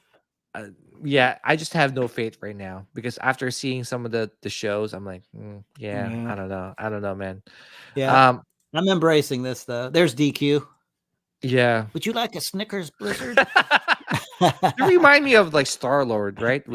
Yeah. Oh, by the way, how cool was this like train, dude? Yeah. Like it was. Oh man, I was just like, wow. And look missed opportunity right here. Cal Kestis all day long. Oh yeah, missed opportunity. Cal should have been here. Just give you that little nod. That would have been nice. That would have been nice. Yeah. All right, so let's move on to I mean, because really nothing much happened. It's just kind of like it was just kind of like building up the story of, I guess, how Andor was leaving that planet, Yeah, and like how he was like hooking up with the guy that is going to get him into the rebels side of things. Yeah. So I look at it like they've got so many episodes that they are going to slow burn some of it. Well, I don't mind it at all, to be honest. I think I'm so thankful that it's so different than the other ones. Like the pace of it, the way it's filmed, the possibility of a good story that I don't have any expectations for.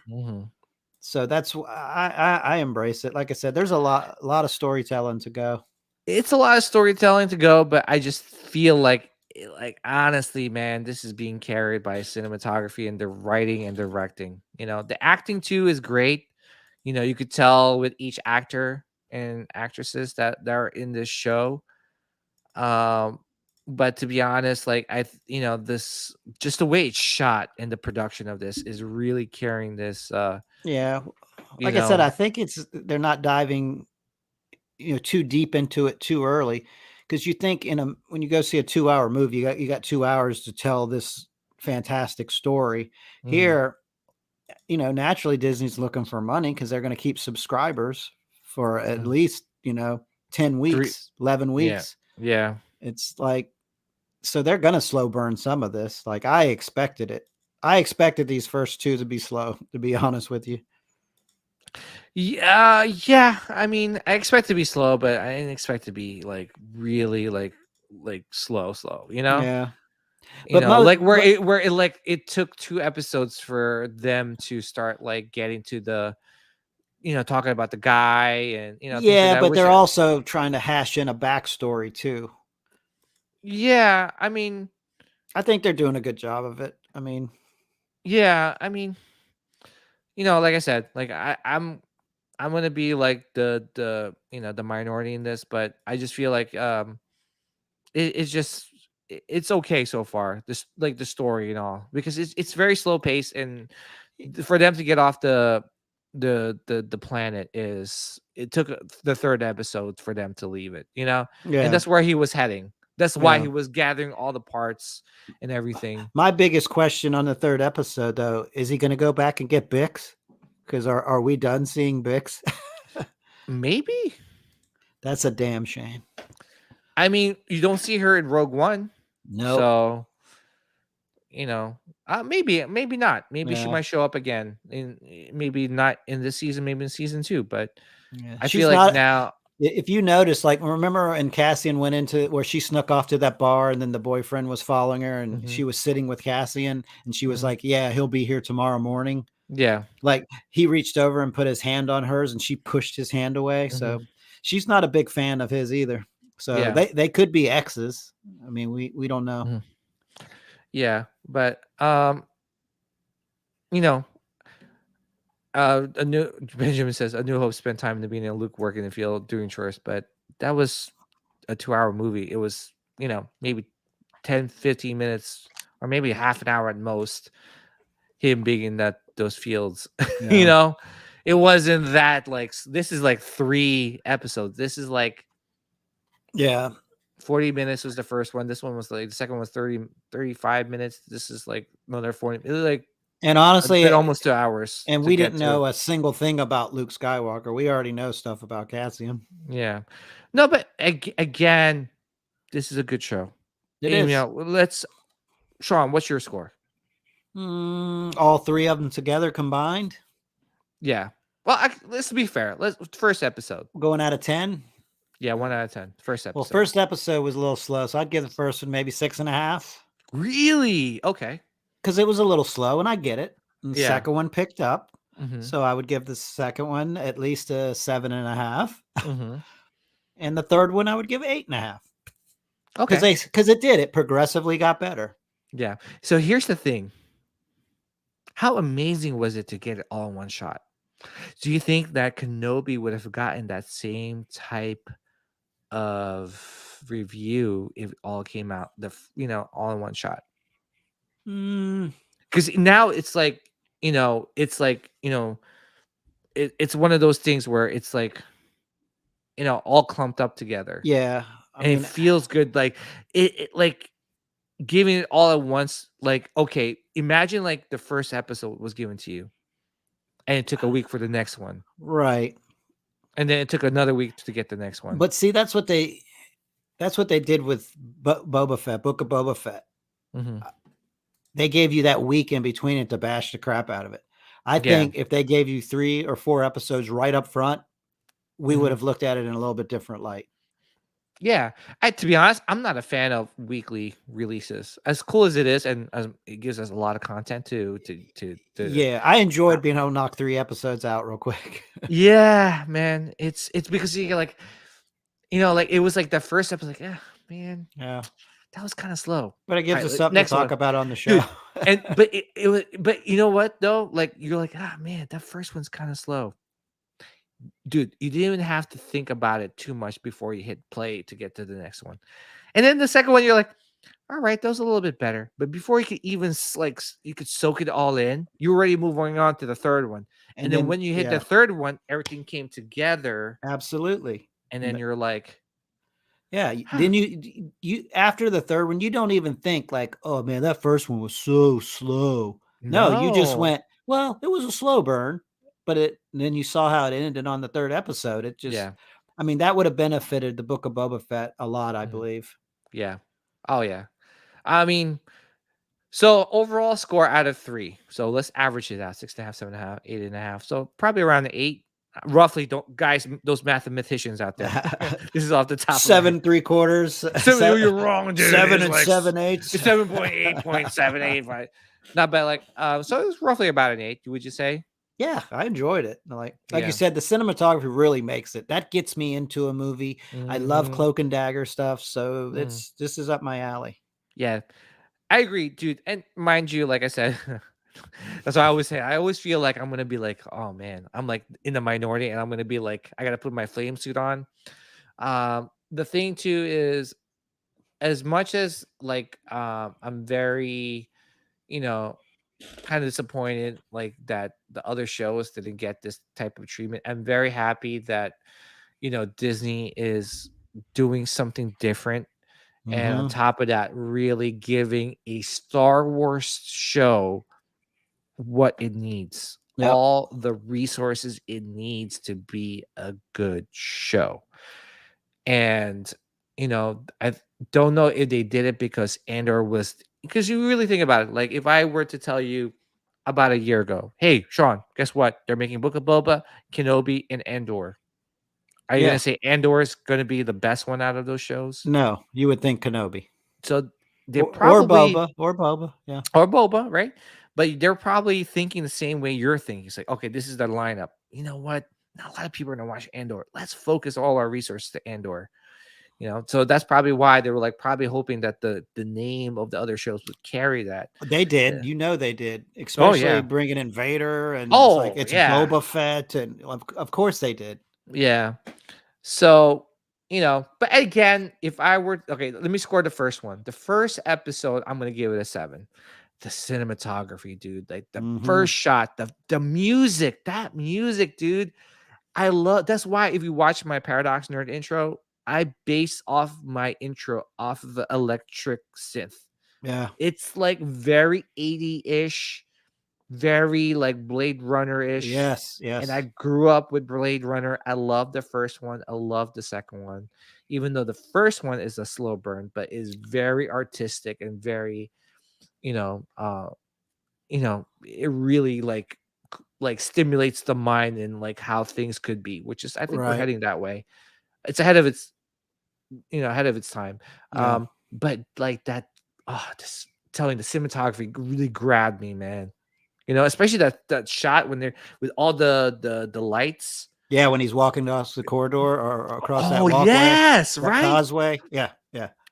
dude, and like even like I guess the head of the brothel. I don't know her. Yeah. She's the madam. Yeah. The Yeah. I don't know what would you call her? Pimp. The pimp. She came out, dude. She had she looked like what's the girl's name from Blade Runner? Oh my gosh, what's that From girl's Blade name? Runner? Oh, I can't remember. Oh, I know who you're talking about. The cat. The actress. You talking about the second Blade Runner? The first. Oh, Sean Young. She looked like Sean Young, right? She had that Sean Young look, and I think that's probably why she got casted. But dude, like she was. Like she looked awesome. The costume was awesome. Even like the bar scene was awesome. Yeah, it's good, man. I'm telling you, I like this show. Yeah, I give it a 7. Okay, that's good. That's higher than mine. I was trying to build up. Yeah. The second one, it's forgettable. I feel like it was just like, let's get to the next one. I would give it like 6.8, 6.9. Yeah. Right. And like obviously the third one was definitely where we needed to be in this show, like kind of like moving forward, and like we're gonna see where I guess the real start of the rebellion, and Andor like leaving the planet and being a tool for the rebels. And I would give this like an 8.5, 8.7, along almost the same score as you. Yeah, that's good. So overall, like I would give this like an 8, 8.2. It's a good start to the show, and I can't wait to see what else they have in store for us. To be honest, yeah. I was going to say, I'm hoping they have him infiltrate the Empire where he dresses up in the disguise, goes right into their head. Because remember, he was like, yeah, I spit in their food. I'm like, damn. Oh, geez. Like, what the fuck? Jeez, man. What kind of kinky stuff are you into there? I know, man. But yeah, I think they're going to go that route a little bit. Yeah. Oh, yeah, absolutely. And I think we're going to see a little bit more of Mon Mothma and see what her role is. Yeah. Mon Mothma. Yeah, dude, I don't remember Mothma being that hot, dude. No, she's nice. I was like, holy moly. But speaking of Blade Runner, like in the third episode, like when they were fighting in that warehouse, like his gun resembled the shape of Deckard's gun. Oh yeah, right. It looked very. It didn't look like it, but it resembled it. Dude, I mean? They probably took a page out of like the Blade Runner book. Yeah. They were like, you know what, we're gonna make this like Blade Runner-ish. It totally has that vibe all day. Oh yes. When he goes into the brothel, the lighting, the corridor, the way everything's filmed, dude, it's Blade Runner all day. Yeah. If they kind of shoot the rest of the show like Blade Runner-ish, dude, I'm in. I'm so in. Because I love that. Especially the second one, dude. Yeah. The second one was. Did you watch the second one? Yeah. Oh, dude. It's got Anna in there. Yeah. Oh, my goodness. Ana de Armas. Yeah. Yeah, dude. Like, I know. Yeah, like with the second one, just like that cinematography too, man, on that one. And on top of that, just like the music, the feel, like oh man. Yeah, you have to have that for Blade Runner to do it the first one justice. You've got to have that same feel in the second one, just with 1080p. Dude, I mean, I remember watching that in Dolby Digital. I was like, I was blown away because the sound. Oh yeah, and that's, to be honest, guys, like, the people listening, I really miss watching Star Wars in the big screen. I really do, man. It's been a while, right? I think it's gonna be a while too. Yeah, it's gonna be a while because it looks like Taika's. I don't know if it got shelved. There's no progress in it. If they're smart, they'll shelve them. Yeah, please God, please shelve that thing if it's gonna be directed by Taika. And I feel like Rogue Squadron got shelved. It did. I think what's in the works: Andor next year, Bad Mhm. Batch. Still got Bad Batch. That got pushed back, right? Yeah, Mandalorian, Mando, Ahsoka, and Andor season 2. Mm-hmm. Acolyte. Yeah, Tales of the Jedi's next month. Yeah, but that's the 26th. Yeah, I'm excited for that. Yeah, me too. But in terms of like live action shows, really not much. Yeah, I'm not huge into like cartoons or animated series, but I'm actually really excited about that Tales of the Jedi. Yeah, I'm excited too because I feel like it's going to be short episodes. Like you got three of them. Yeah, 3 about Dooku, right, and 3 about Ahsoka. Yeah, straight to the point and kind of tells you what which I'm all for it. I think Vision season 2 is maybe next year. I never even watched the first one. The first one was, again, mind you, it is very artistic, very anime-ish. I enjoyed it. I mean, towards the end of the season, I was like, "Oh my god, like enough." Oh, really? It's like that, yeah. Like like towards the end, I was like, "Oh, all right, it's getting out of hand here." But the first episode with the Ronin stuff, oh, dude, I was sold because I love like samurai, right? Yeah, Japanese. Maybe I'll give it a shot. If anything, watch the first one with the Ronin. I think if you could only watch one episode, it's the first one. All right, I might watch it when we get off the show here. I'll go down and watch the first one. Yeah. That's a lane prediction. Andor. This is Marcel. He said lane prediction. Andor is Tony Gilroy's argument for Disney to give him the green light to create an actual Star Wars film. Dude, that would be awesome. That would be awesome, but what would it be? Hopefully, it's not. Yeah. Urso. Galen. Wait a minute. We got Galen Urso. No, it'll be about her mom because no one knows about her mom. No one knows about the mom. But to be honest, though, I'm actually kind of glad that they didn't really introduce the troopers in the beginning, right? Because I was remember you were kind of waiting for them, right, to show up. Yeah. Yeah. So you're kind of gonna savor the moment when they do show up. We're like, oh yes, and then from the trailers, we're gonna get Death Troopers too. Yes, yeah, Death Troopers the bomb. Yeah, I heard rumors that Mud Troopers are gonna be a thing. Yep. So I heard they're gonna show up. No, but overall, man, again, more Star Wars content. I'm happy, dude. I totally understand where you're coming from too. Like. You could make Kenobi and Boba Fett just so much better, and then you pick Andor. But like I said, I think Andor's is Disney's baby because they did Rogue One, and and plus he doesn't have a big name like Boba Fett and Kenobi, so they focused all. What happened? He's got a big budget. Oh yeah, dude, huge budget. But I'm excited for Andor, and see what else they have in store.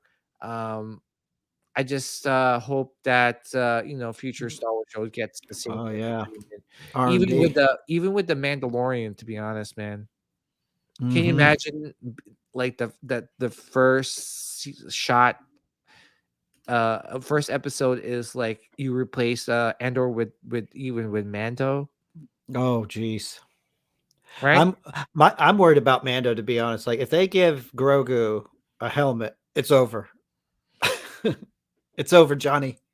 Well, they gave him armor. What's that? The Beskar. I know. Was it the chainmail? Yeah. That's what scares me. I'm like, and then they're like, "Oh, here's your daddy." I'm like, "Oh no, this could go real bad." It's already heading there, dude. Yeah, if he gets a helmet, it's over. Dude, they're already like. I know they're setting it up. They're setting it up, dude. Why would they give him Beskar chainmail for to wear around the neighborhood? No, they're like I get it. Like Grogu's their moneymaker because every person that didn't like Star Wars, all the wives that didn't like Star Wars, they love it now because of Grogu. Like I understand that, but I was really hoping he would have chosen Yoda's lightsaber and stayed with Luke. Yes, and give us Mando going back to Mandalore, kicking ass. Yep. Because you see the way he acts completely different when the kid's not around. Like Yep. that's what we want to see because that's actually Boba Fett. That's Yep. what we want to see, man. Yeah. Absolutely, man. I'm with you. Yeah. So, yeah, but you know what? To be honest, man, it's a good time to be a Star Wars fan. I think It is. Star Wars Hey, collector. yeah. Hey, if Hot Toys does a Cassian, I'm getting it just to put it with my Rogue One figure. I know people can freaking finally complete their collection. Well, Yeah. no, we're still missing base. Base. What a They need base to show up so that bro. I know, right? Yeah. Damn it, Kathleen. No, don't do it. No. Marcel says no, Ben says Tony Gilroy wrote Rogue One, which is already considered the best Disney era Star Wars. Yeah. Absolutely. Yeah. Yeah, it's the best Star Wars movie that Disney has ever made. It really, I mean, we're OT, original trilogy, because that's what we grew up. But man, like I said, I watched Rogue One last week. Immediately after I watched the 3 episodes of Andor, I went and watched Rogue One. And usually when I watch it, I watch a little bit here and there. I haven't sat there and watched it from beginning to end in a while. And it just blows me away how good it is. It is unbelievable. And if you don't get the feels at the end when they die, it's like, it is amazing. And then Vader shows up, just cherry on top. Here you go. Amazing film. It really is. It's Empire #1. It's not going to beat Empire for me. Yeah. But it's in that top 3. It's fighting. Yeah, but it's one of those things where, it's like, how many movies have we watched where, it's a group of people, they're going to do a mission where they're not going to come back. You know what I'm saying? Yeah. And it's like one of those things where it really captured, how many times have they done it? Right. Didn't Magnificent 7 do that? Did they all die? Oh, no, 3 survived, right? Yeah, they didn't all die, but a majority of them did. Yeah, majority of the Saving Private Ryan, a good majority of them died, right? Yeah. Remember when what's her with the sniper? Yeah, but you need that to give you the feels, Yes. Like it gets you emotionally connected with the characters and the story. Yeah. Yes. Not saying like everyone always has to die for us to feel, right, but, yeah. But it's just something about, like a group of people doing a mission where they know that a good majority of them are not going to make it. Yeah. They still do it. They still do it for the better of the galaxy, for in this case, or so yeah, no, I think I'm very happy with this show. I can't, dude. 2 more days. I know.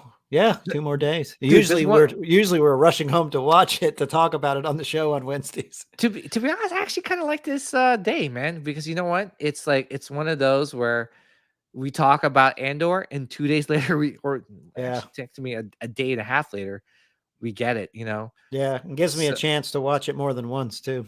Yeah, have you watched it more than once yet? Yeah, I've watched them twice already, and then I'm gonna watch it again with my wife. She's gonna watch it. Oh, okay. I only watched it, the first episode like 3 times already. Yeah. The first we were going to watch it. I was going to start it with her last night, but we ended up watching the last season of Dexter. I haven't seen it yet, so yeah, I started watching that. So yeah, well, I've been watching Rings of Power. I'm like, oh my gosh, talk about slow burn. Yeah, I'm not talk about a good hybrid. It's a good dude. I'm telling you, you would say like, dude, this is probably the most expensive show has been ever. Yeah. And I'm thinking too, dude, if only Amazon had the rights to Star Wars, if only Amazon was rich when George Lucas was yeah. I can't imagine, because they would just pump out money to all these like shows, and they don't care because they got all the money in the world. Yeah, Amazon makes some good shows. Oh yeah, The Boys, Jack Reacher. I haven't watched it, but I heard it was really good. Dude, Reacher's it's freaking awesome. That and Jack Ryan. Yeah, that's Jack Ryan. I'm ready for a second season of that. Yeah. The Man in the High Castle, that was a good show. I haven't seen it. Yeah. But I think that's it, man. I think this is a good show. Yeah, I think we're You know, we're at the like, 2 hour mark. We're almost at. I'm eyeing it. I'm in the corner of my eye. I'm like, oh boy, we're there. First of all, I just want to say, guys, please be kind to me in the comments. I do love the show. I think it's great. You know, obviously, I'm very jealous that this show got all the money, all the Disney money, instead of the other shows. So, I'm very happy for it. I'm looking forward to the rest of the season. I'm looking for season 2. I think season 2 is going to do a lot of time jumps. This one is year 1 of Andor. You know, everything takes place within 1 year. This whole season. Mm-hmm. So I know season 2 is a lot of like jumping, like, you know, jumping forward by a lot of years. So yeah, I feel like season 2 is going to be really action packed too. Yeah. All right, guys. So, you know, thank you to everyone tuning in and listening. Thanks guys for joining us on a Monday. Sean, it was another one of the books. This, to be honest, this is nice, man. We haven't done a show just you and I in a very long time. Yeah, you know, I get to talk a lot. That's good. Yes. No, and mind you, we're still gonna have a lot more guests. We're just you know, Sean and I has like said, we haven't done one just him and I in a while. So all I gotta say is, you son of a bitch. Stupid Obi-Wan. Oh. Yeah, I want to see more Bix too, RMD. Oh, RMD, man. Yeah, baby. Dude, Bix, man. I really, to be honest, I'm not sure it's gonna come back, but I really hope she does, man. Yeah, I really hope she does, and I hope she keeps wearing some of those really nice outfits. Anyway, thank you guys for tuning in. Always remember, may the midichlorians be with you guys always and forever. Hopefully, I could do this right because get the new outro. Where's the outro? I'm looking for it. I'm on it. You want me to hit it? Yeah, hit it. All right, later, everybody.